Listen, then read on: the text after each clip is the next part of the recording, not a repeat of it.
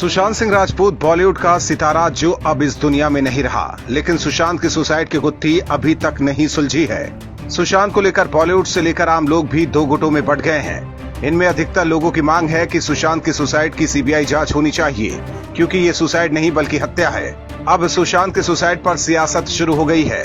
बिहार सरकार के नेता और महाराष्ट्र में बीजेपी ने भी सुशांत केस की सीबीआई जांच की मांग कर दी है, लेकिन महाराष्ट्र के सीएम उद्धव ठाकरे सीबीआई जांच के लिए तैयार नहीं है।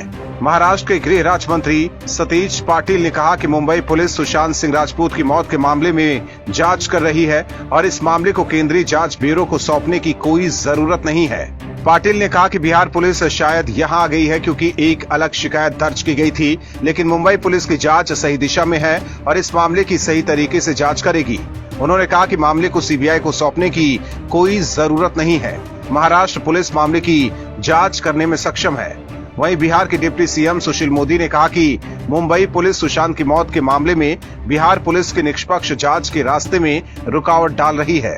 बीजेपी को लगता है कि सीबीआई को ये मामला संभाल लेना चाहिए। वहीं बीजेपी नेता और महाराष्ट्र के पूर्व सीएम देवेंद्र फडणवीस ने कहा कि सुशांत सिंह राजपूत मामले को लगातार सीबीआई को देने की मांग हो रही है, इसलिए मेरी मांग है कि राज्य सरकार को इसे सीबीआई के हवाले सौंप देना चाहिए।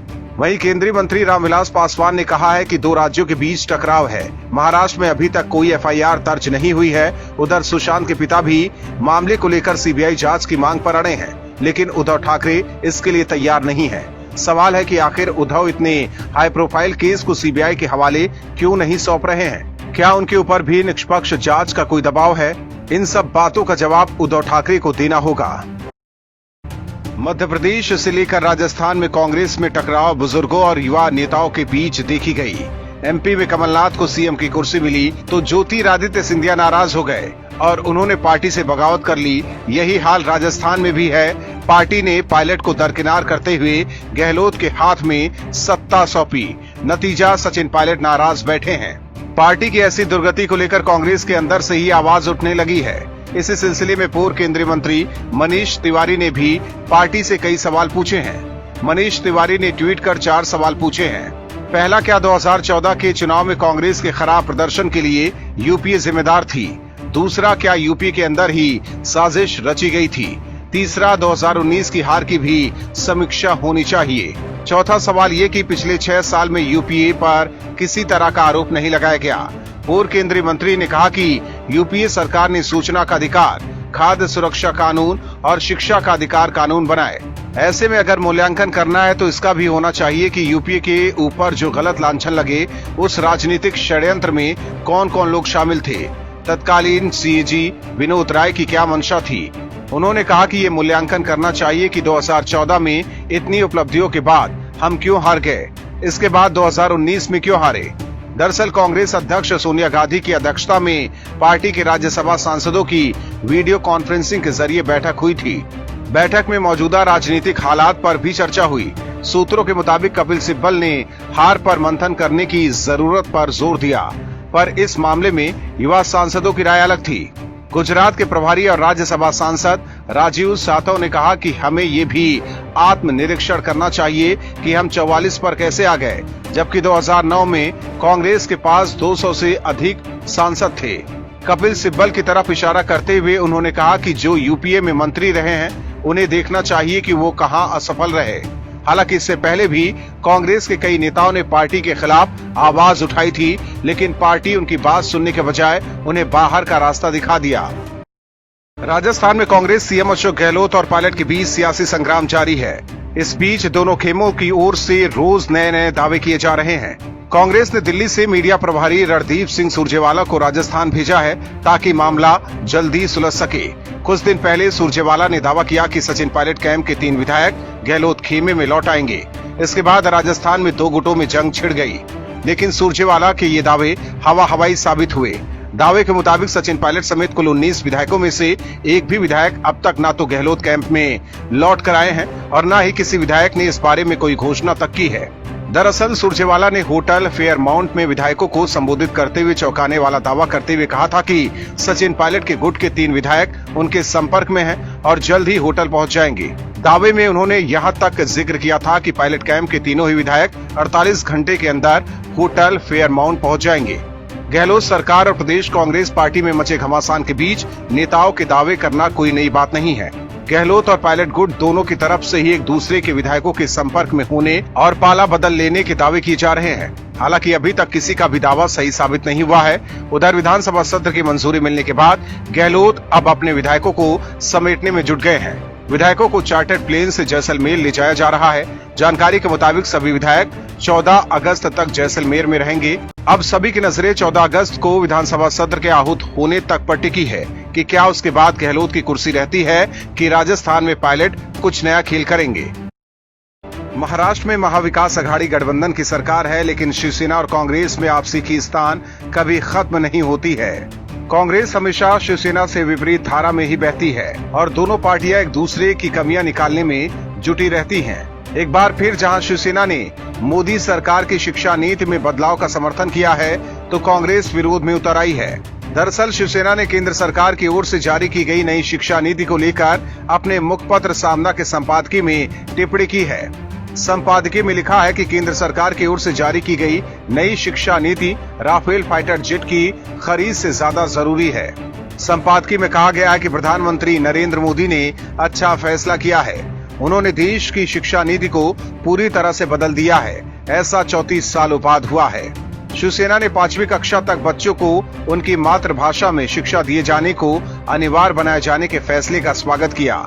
संपादकीय में कहा गया है कि इंग्लिश को जोर दिए जाने से बहुत सी भाषाएं और बोलियां मर रही हैं। संघ परिवार हमेशा से मातृभाषा में पढ़ाई पर जोर देता रहा है। संपादकीय में कहा गया है कि सरकार ने 10वीं 12वीं की परीक्षा को खत्म करते हुए 5+3+3+4 के फ्रेमवर्क को पेश किया है, जो ज्यादा व्यवहारिक, कुशलता पर आधारित और गुणवत्ता को वरीयता देता है। शिवसेना ने मोदी सरकार की तारीफ ऐसे समय में की है जब महाराष्ट्र बीजेपी के एक नेता ने दावा किया है कि जल्द ही महाराष्ट्र में बीजेपी और शिवसेना की सरकार बन सकती है। दूसरी तरफ कांग्रेस बीजेपी की कमियां निकालने में जुटी है। तो क्या माना जाए महाराष्ट्र में कुछ खिचड़ी पक रही है? क्या महाराष्ट्र में सत्ता परिवर्तन की आहट सुनाई दे रही है? हालांकि ये कहना जल्दबाजी होगा, लेकिन महाराष्ट्र के जैसे हालात हैं, कुछ भी हो सकता है। राजस्थान में कांग्रेस की मुश्किलें बढ़ने वाली है। सीएम अशोक गहलोत ने जिस चालाकी की बदौलत बीएसपी विधायकों को अपने खेमे में मिलवाया, अब काम नहीं आएगा, क्योंकि हाईकोर्ट ने इन 6 विधायकों को नोटिस जारी कर दिया है। जिसके बाद अब गहलोत आंकड़ों के खेल में फंस सकते हैं, क्योंकि पहले ही पायलट गुट के 30 विधायक बाहर हैं। वहीं पायलट गुट का दावा है कि अब भी 10 से 15 और विधायक उनके साथ आ सकते हैं, और अगर इन 6 विधायकों पर फैसला आ जाता है तो गहलोत साहब फंस जाएंगे। दरअसल बीएसपी के टिकट पर चुनाव जीतने वाले इन विधायकों ने चुनाव के बाद कांग्रेस में विलय कर लिया था, लेकिन अब पार्टी की ओर से हाईकोर्ट का दरवाजा खटखटाया गया है। हाईकोर्ट में इन विधायकों की कांग्रेस में विलय को लेकर चुनौती दी गई है। अब इन विधायकों को 11 अगस्त तक जवाब दाखिल करने को कहा गया है। कोर्ट ने सुनवाई के दौरान बीजेपी विधायक मदन दिलावर की ओर से वकील हरीश साल्वे ने कहा, बीएसपी विधायकों का विलय पूरी तरह गलत है, ये नियमों के खिलाफ है। जिसके बाद राजस्थान हाईकोर्ट ने विधानसभा के अध्यक्ष और सचिव और बीएसपी के 6 विधायकों को कांग्रेस में विलय के संबंध में नोटिस जारी किया है। अब 11 अगस्त के बाद ही साफ होगा कि आखिर इन 6 विधायकों का क्या होता है। लेकिन बीएसपी से पंगा लेना गहलोत को भारी पड़ गया है, क्योंकि विधानसभा स्पीकर डॉक्टर सीपी जोशी और अशोक गहलोत के बेटे वैभव गहलोत की बातचीत भी वायरल हुई, जिसमें जोशी साफ साफ कह रहे हैं कि 30 विधायकों के जाने के बाद सरकार बचाना काफी मुश्किल हो सकता है। दूसरी ओर बीएसपी प्रमुख मायावती गहलोत से अपना पुराना हिसाब चुकता करने के लिए बेताब हैं। आपको बता दें कि राजस्थान में विधानसभा सीटों की संख्या 200 है। सरकार बनाने के लिए 101 विधायकों का समर्थन चाहिए। कांग्रेस के पास अपने 107 विधायक प्लस 15 निर्दलीय और अन्य को मिलाकर 122 विधायक हैं, जबकि बीजेपी के पास 76 विधायकों का समर्थन है। ऐसे में पायलट के पास 18 विधायक हैं, और अगर ये बीएसपी के 6 विधायकों पर फैसला मायावती के हक में आ जाता है तो गहलोत की सरकार गिरनी तय है।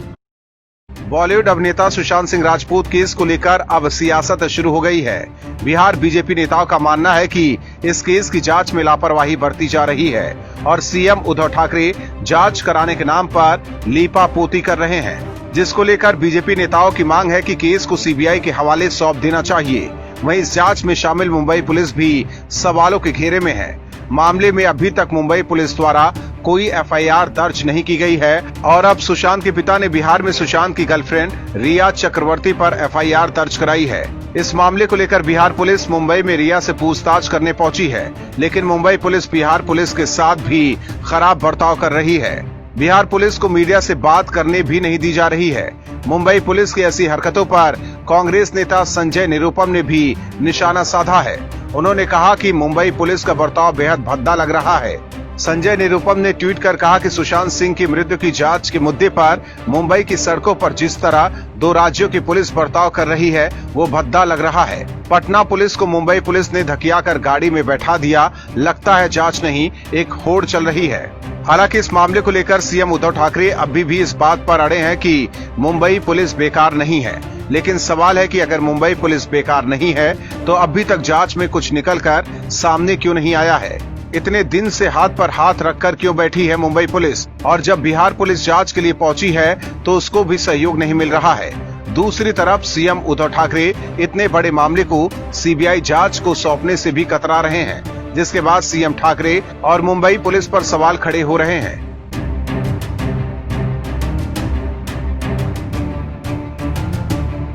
Bureau report, OMH news. और भी वीडियोस देखने के लिए चैनल को सब्सक्राइब करें और बेल आइकन को दबाएं।